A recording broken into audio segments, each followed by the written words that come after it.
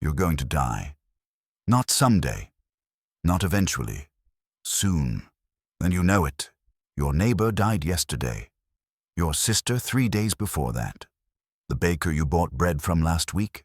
Gone. His entire family? Gone. The priest who came to give last rites?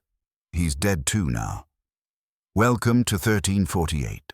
Welcome to the Black Death. And somehow, against every odd imaginable, I'm still here to tell you about it. My name is Thomas. I was a wool merchant in Florence, one of the greatest cities in the world. Was. Past tense. Because the city I knew doesn't exist anymore. Neither do most of the people in it. But let me take you back. Back to when everything fell apart. Back to the moment when I realized that the world as I knew it was ending. And here's the thing nobody tells you about living through an apocalypse. It doesn't announce itself with trumpets and thunder. It creeps in quietly, like fog rolling off the river. It was April. Spring in Florence. The kind of day where the light hits the Arno River just right, turning the water into liquid gold. I was 26 years old, recently married, and business was good. Really good. I'd just closed a deal with a merchant from Genoa. Premium wool, headed for Constantinople. The kind of transaction that would set me up for months. That merchant's name was Paolo. Remember that name. We shook hands in the Piazza della Signoria, surrounded by the usual chaos of Florence. Vendors shouting, children running, dogs barking, the smell of fresh bread mixing with horse manure and humanity. Normal. Everything was so beautifully, perfectly normal. Paolo looked tired, I remember that. Dark circles under his eyes. He kept coughing into his sleeve. But it was spring, right? Everyone gets a cough in spring. Pollen, dust, change of seasons. You look terrible, I told him, laughing. He waved me off. The voyage from Genoa was rough. I'll be fine. 3 days later, Paolo was dead. And that's when the whispers started. You have to understand something about medieval cities. Rumors spread faster than anything. Faster than fire, faster than flood. And the rumor creeping through Florence was impossible, ridiculous, terrifying. People were dying in the East. Not just dying, being erased. Entire villages, whole cities. The stories coming back with traders were insane. Bodies piling up in the streets, mass graves, families wiped out overnight. But that was far away, right? That was Cathay, or the Levant, or those distant places you heard about in stories. That wasn't Florence. That wasn't us. Except Paolo had just come from Genoa, and Genoa had ships that went everywhere. I noticed the lumps first. Not on me. Thank God. Not on me. But on Giovanni, one of the workers at my warehouse. He was complaining about his neck hurting, said he had a headache, felt like he'd been kicked by a mule. I told him to go home, rest, drink some wine. Standard advice. The next morning, his wife came to the warehouse. Her eyes were red from crying. "Please," she said, "please, can you help? Giovanni has... There are things growing under his arms, in his groin. They're black. Black swellings. Buboes, the physicians would later call them, though most of the physicians wouldn't live long enough to study them properly. I went to see Giovanni. I wish I hadn't. The smell hit me first. Sweet and rotten at the same time, like fruit that's gone bad but somehow worse. Giovanni was lying on his bed, drenched in sweat, shaking despite the blankets piled on top of him. And the lumps, God, the lumps, they were the size of eggs, maybe bigger, black and purple, like massive bruises trying to push their way out of his skin, one under each arm, one in his groin. They looked angry, infected, evil. "Thomas," he whispered, his voice barely there. "I'm dying, aren't I?" What do you say to that? What do you say when you know, absolutely know, that someone's right? "No," I lied. "You'll be fine. You just need rest." He died that night, screaming. And 2 days later, 3 more of my workers were sick. Can you imagine that feeling? Can you picture watching people you know, people you see every day, just dropping, one by one by one? It wasn't gradual. It was an avalanche, a cascade. Each death seemed to trigger 2 more, then 4 more, then 8. By May, the death carts were rolling through Florence day and night. Let me describe those carts for you, because they're the stuff of nightmares. Big wooden wagons, pulled by whatever animals hadn't died yet. Men with cloth wrapped around their faces, calling out, "Bring out your dead," like they were selling fish at the market. You'd hear them coming from streets away, the creak of the wheels, the shuffle of feet. That call, "Bring out your dead." And people would. They'd drag bodies out of their homes, sometimes wrapped in cloth, sometimes just naked, piled on the cart like firewood, arms and legs sticking out at angles, faces frozen in expressions you don't want to see. The carts would fill up. Then more carts would come. Then more. Where did all the bodies go? Mass graves, huge pits dug outside the city walls. They'd dump hundreds of bodies in, throw some dirt on top, and start digging another pit. There weren't enough priests to give last rites. There weren't enough gravediggers to dig graves. There weren't enough anything. The normal rules of society, they just stopped. Here's something you need to understand about catastrophe. It reveals who people really are. Some people become heroes. Some become monsters. Most just become terrified animals trying to survive. My wife, Maria, wanted to flee. "We should go to the countryside," she begged. "Please, Thomas. The air in the city is poison. Everyone says so." She wasn't wrong. The smell of death was everywhere. You couldn't escape it. It seeped into your clothes, your hair, your skin. You tasted it in your food. You breathed it with every breath. But I was stubborn. Stupid, really. "Our life is here," I said. "Our business, our home. We can't just abandon everything. What good is business if we're dead?" I didn't have an answer for that. The physicians didn't have answers either. They'd show up in these ridiculous outfits, long robes, gloves, and these bird-like masks with glass eye holes and a long beak stuffed with herbs and flowers. They thought the plague was caused by bad air, by miasma, by an unfavorable alignment of planets. They were wrong, of course. But how could they know? How could anyone know? They tried everything: bloodletting, lancing the buboes, prayers, charms, positioning patients facing east, making them drink vinegar, covering them in crushed emeralds. Nothing worked. People died anyway. And here's the truly horrifying part.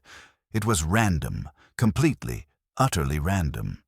Strong men died while weak old women survived. Children died while their parents lived. Priests who tended the sick walked away untouched, while hermits who'd isolated themselves in the hills got sick and died alone. There was no pattern, no logic, no fairness.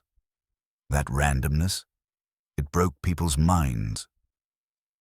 By June, Florence was unrecognizable. Half the shops were closed. The markets were empty. Grass was growing in the streets where people used to walk. Doors hung open on abandoned houses.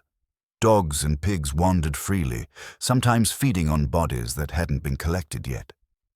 You know what the worst part was? The silence. Florence was always loud, always chaotic, always alive with sound. But now you could walk through entire neighborhoods and hear nothing but your own footsteps and the buzzing of flies. The church bells rang constantly at first, tolling for the dead. Then they stopped. Too many dead. The bells couldn't keep up. People stopped following the rules. Why would they? The rules hadn't protected them. God hadn't protected them. Nothing had protected them. Some people locked themselves in their houses, refused to let anyone in or out. They'd pass food through windows. They'd scream at anyone who came near. Others went the opposite direction. If they were going to die anyway, they might as well enjoy themselves.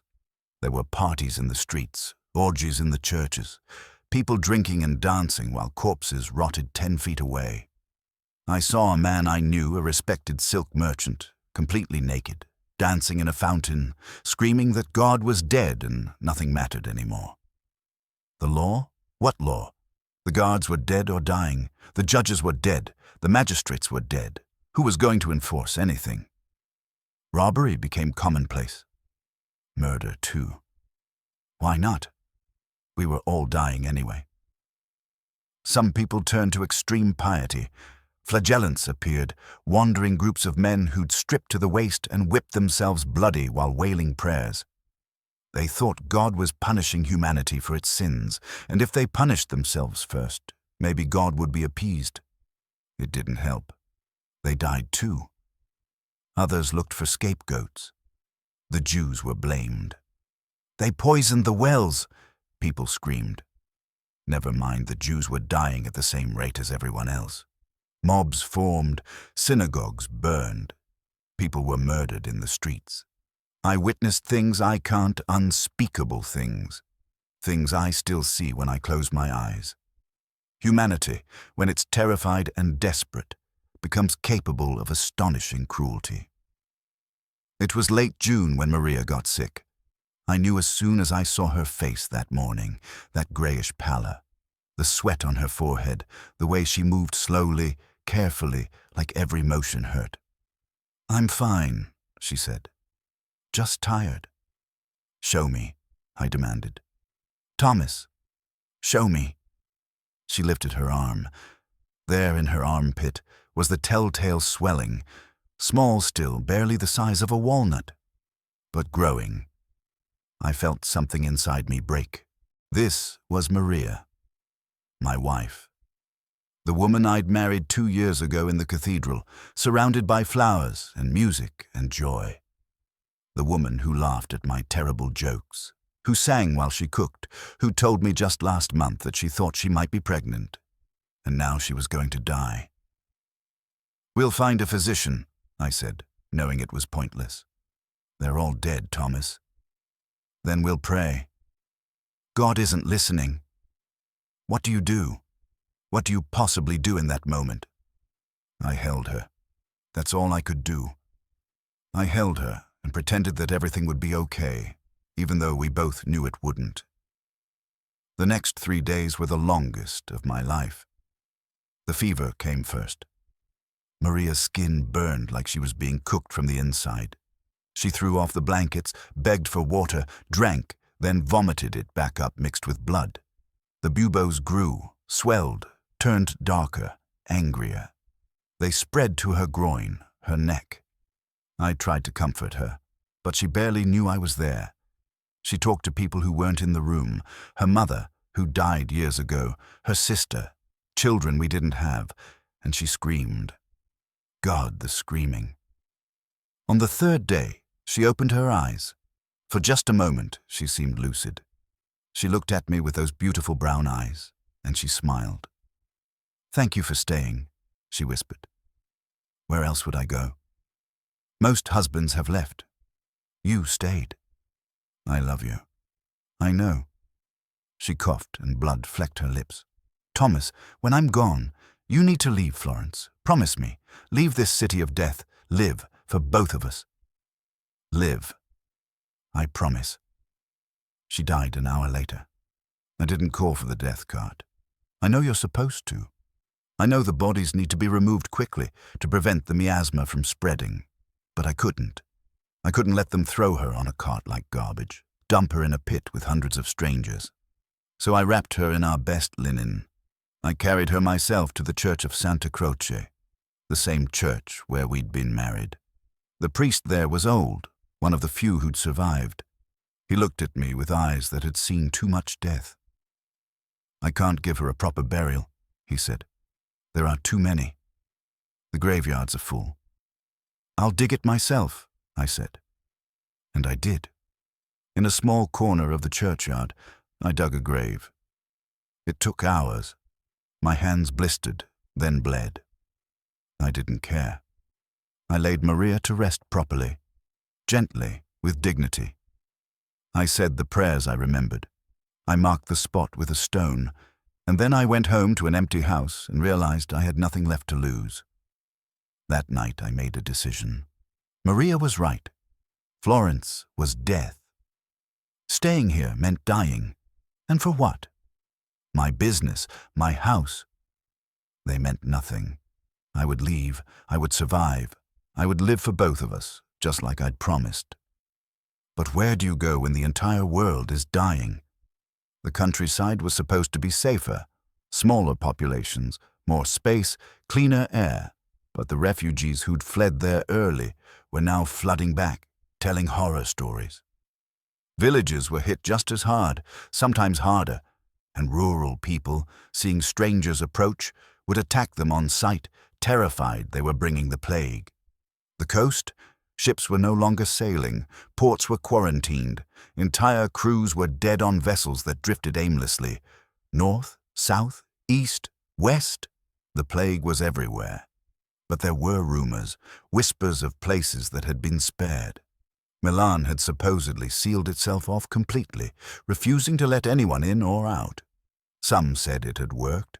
Some mountain villages claimed to be untouched, islands maybe, remote monasteries. I decided to head north and west, toward the mountains, away from the trade routes and major cities, toward isolation. I packed light, food, water, a knife, money, a few changes of clothes. I took Maria's prayer book, even though I wasn't sure I believed in prayer anymore. And on a July morning, with the sun rising over a dying Florence, I walked out of my house for the last time. The streets were emptier than ever. The few people I passed didn't make eye contact. Everyone was a potential carrier of death now.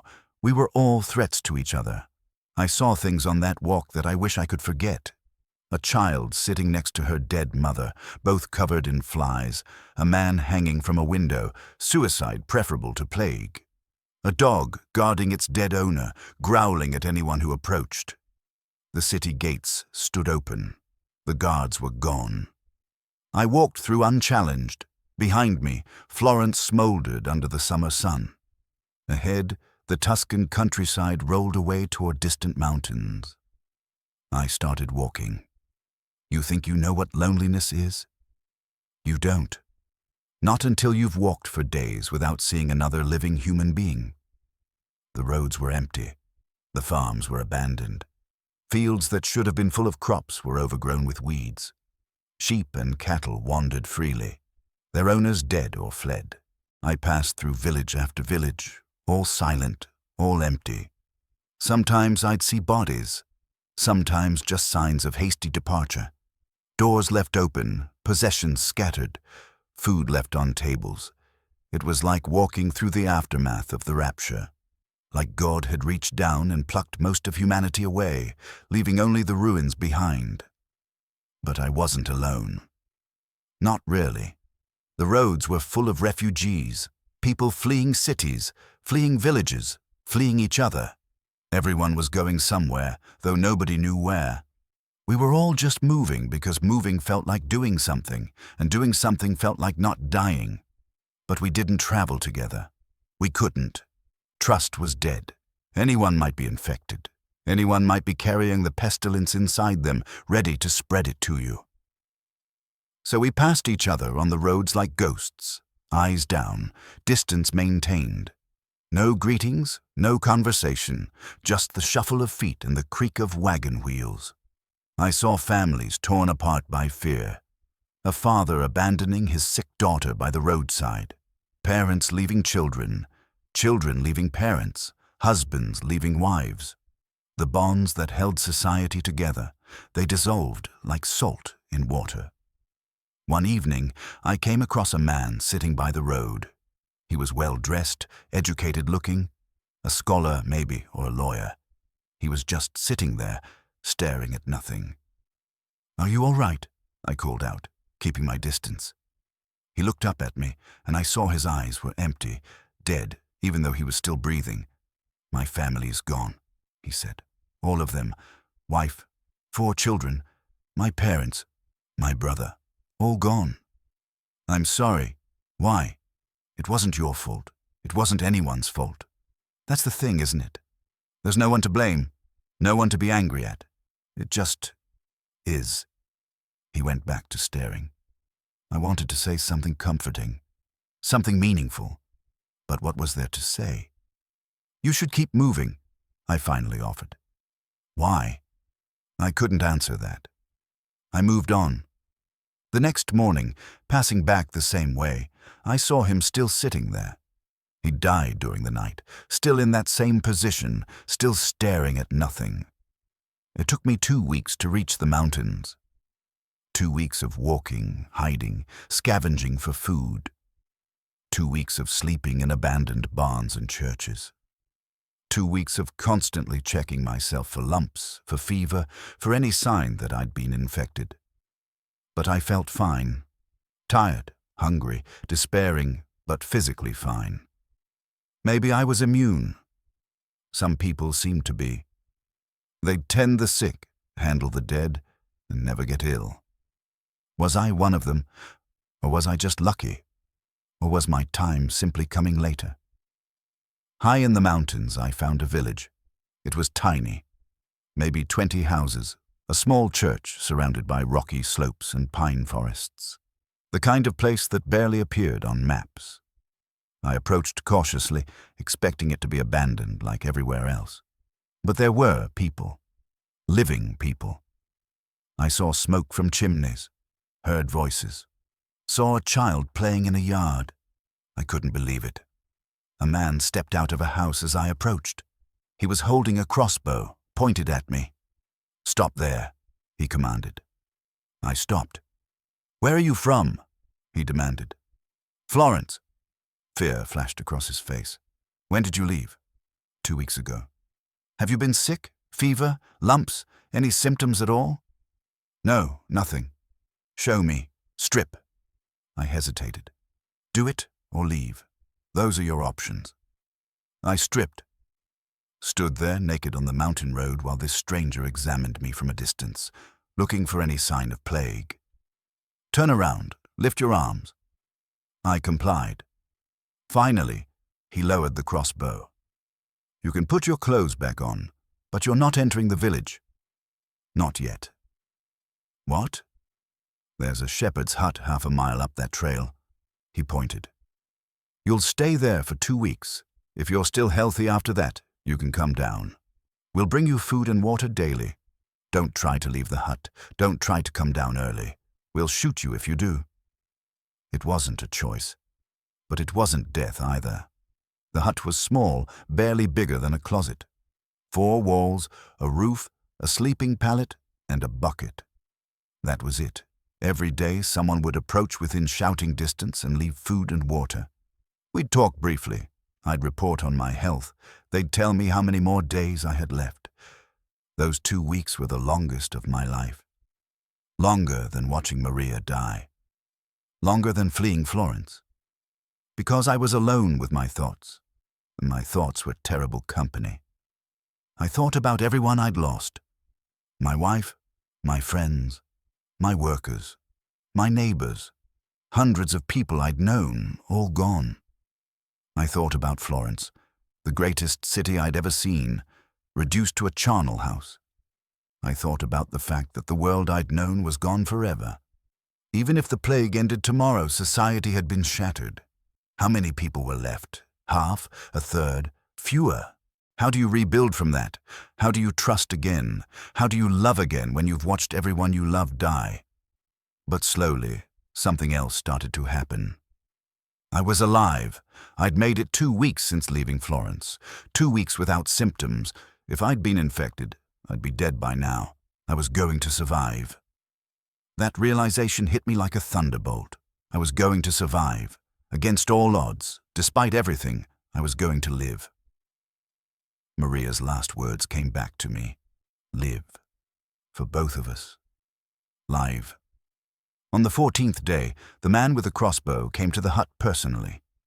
"You made it," he said. "I made it.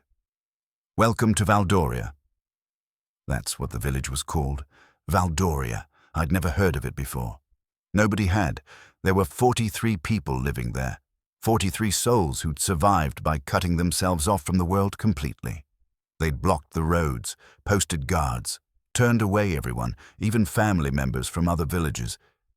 It had worked. The plague had never reached them. They were the future, one tiny pocket of humanity that had survived the apocalypse. And now I was one of them. I'm not going to tell you that everything was perfect after that. It wasn't. The plague continued raging in the world below for more than a year. Even after it finally burned itself out, the aftermath was catastrophic. Europe lost somewhere between a third and half its population. Some places lost more. In Florence, they estimated nearly 60% of the population died. Entire bloodlines ended. Villages disappeared. Crops rotted unharvested. Trade collapsed. The economy imploded. But life continued. In Valdoria, we built a new community. We married, had children, planted crops, rebuilt. Slowly, carefully, survivors from other areas joined us. Each one quarantined first, of course. I remarried eventually. A woman named Lucia who'd lost her family just like I had. We understood each other's pain. We built something new from the ruins of our old lives. We had 3 children. All survived. That felt like a miracle. The world that emerged from the plague was different. Labor was suddenly valuable. Peasants could demand better wages. The feudal system began to crack. Ideas started flowing in ways they hadn't before. Some historians say the plague led to the Renaissance, that the old order had to die for the new one to be born. Maybe. But that's a pretty thought for something that involved watching half of humanity die screaming. You want to know what I learned from living through the Black Death? Here's what nobody tells you. Survival is random. There's no cosmic justice. Good people die. Bad people live. There's no pattern, no logic, no fairness. You can do everything right and still die. You can do everything wrong and still live. Society is fragile. All our rules, our hierarchies, our grand institutions, they're a thin veneer over chaos. And when real catastrophe hits, that veneer cracks instantly. People are complex. In crisis, some become heroes. Some become villains. Most become both. The baker who shared his last bread with starving children also abandoned his sick wife. The priest who tended the dying also stole from their homes. We're all capable of great good and great evil, sometimes in the same day. But here's the thing. Life continues. Even after the apocalypse. Even after losing everything. Humanity is resilient in a way that's almost terrifying. We adapt. We rebuild. We keep going because what else can we do? And love. Love survives too. Wounded, scarred, but still there. I loved Maria. I love Lucia. I love my children. Even knowing they could be taken from me at any moment, I love them. That might be the most important lesson, that even in the face of death, even knowing that everyone you love will eventually be gone, love is still worth it. So why am I telling you this story? Because plagues don't end. They change. They evolve. They come back. The Black Death returned multiple times over the centuries. Yellow fever, cholera, Spanish flu. And yes, diseases in your own time that I can't even imagine. History repeats. Not exactly, but it rhymes. And when the next catastrophe comes, and it will come, it always does, you need to remember something. Humanity survives. We always have. We always will. But survival isn't guaranteed for any individual. You could do everything right and still lose. That's terrifying, but it's also freeing. Because if the outcome is uncertain, no matter what, you might as well be kind. You might as well love deeply. You might as well build something beautiful, even if it might crumble. The plague taught me that the only thing we truly control is how we treat each other in the time we have. Some people, when faced with death, became monsters. Others became saints. Most were somewhere in between. Choose to be kind. Choose to love. Choose to help when you can. Not because it guarantees survival. It doesn't. But because that's what makes us human. That's what separates us from the chaos. I'm an old man now. My children are grown. My grandchildren play in the streets of Valdoria. The plague is a memory, fading slowly like an old scar. But I remember. I'll always remember. The smell of death in Florence, the sound of the death carts, Maria's final smile, the empty roads, the abandoned villages, the man staring at nothing. And I remember choosing to live, choosing to keep going, choosing to build something new from the ashes of everything I'd lost. That choice saved me. Not physically. I don't know why I survived physically. But spiritually, emotionally. It saved the part of me that matters.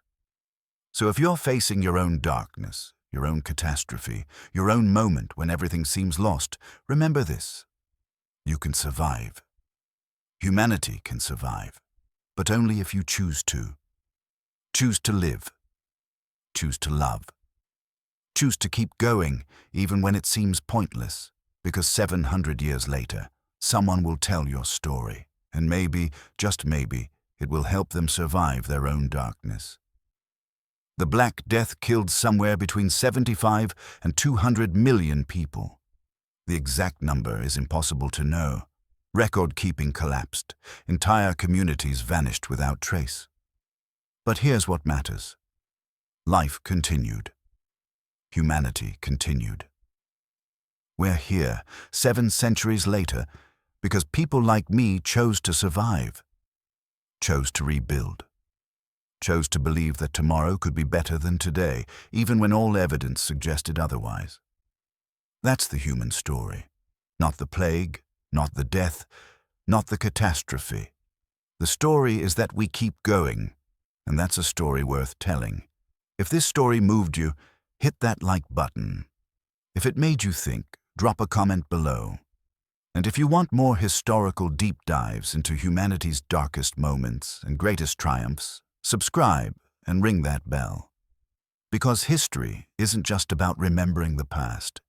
It's about learning how to survive the future.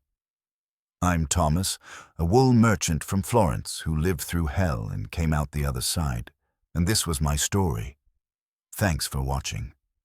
Stay safe. Stay human.